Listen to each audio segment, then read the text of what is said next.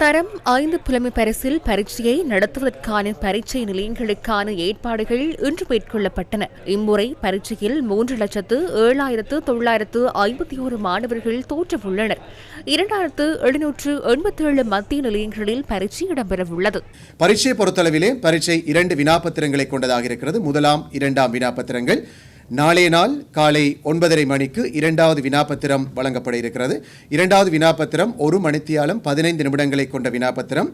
இந்த வினாப்பத்திரம் 10:45 மணிக்கு நிறைவுறும். அதற்கு பிறகு அரை மணித்தியால இடைவேளைக்கு பின்னர் 11:15 மணிக்கு முதலாவது வினாப்பத்திரம் இந்த பரீட்சார்த்திகளுக்கு வழங்கப்படுவதற்கான ஏற்பாடுகள் செய்யப்பட்டிருக்கின்றன. இதனை அடிப்படையாக கொண்டு பரீட்சார்த்திகளுக்கு நாங்கள் சொல்ல இருக்கின்ற விடயம், காலை 8:30 மணியாகிற பொழுது நீங்கள் யாவரும் பரீட்சை மண்டபத்திலே நீங்கள் சென்றிருக்க வேண்டும். அத்தோடு 9 மணி ஆகிற பொழுது பரீட்சை எழுதுவதற்கான தயார் நிலையிலே இந்த பரீட்சார்த்திகள் வைக்கப்பட வேண்டும். மாணவர்கள் விசேடமாக பின்பற்றப்பட வேண்டியவை என்ன?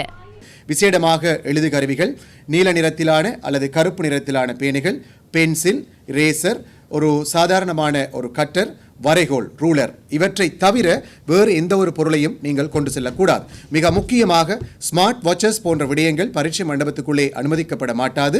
எனவே இலத்திரனியல் சாதனங்களை பரீட்சை மேற்பார்வையாளர் தவிர்ந்த வேறு எவரும் பரீட்சை மண்டபத்துக்குள்ளே வைத்திருக்க கூடாது என்பதனை மிக தெளிவாக நாங்கள் சொல்லியிருக்கின்றோம். சில நேரங்களிலே பணிக்குழுவினர் தம்பசம் வைத்திருக்கின்ற இலத்திரனியல் சாதனங்கள் ஏதேனும் இருக்குமாயின் அவை யாவும் பரீட்சை மேற்பார்வையாளருடைய பொறுப்பிலே பரீட்சை நேரம் முடிவடையும் வரையிலே வைத்திருக்க வேண்டிய தேவை இருக்கிறது.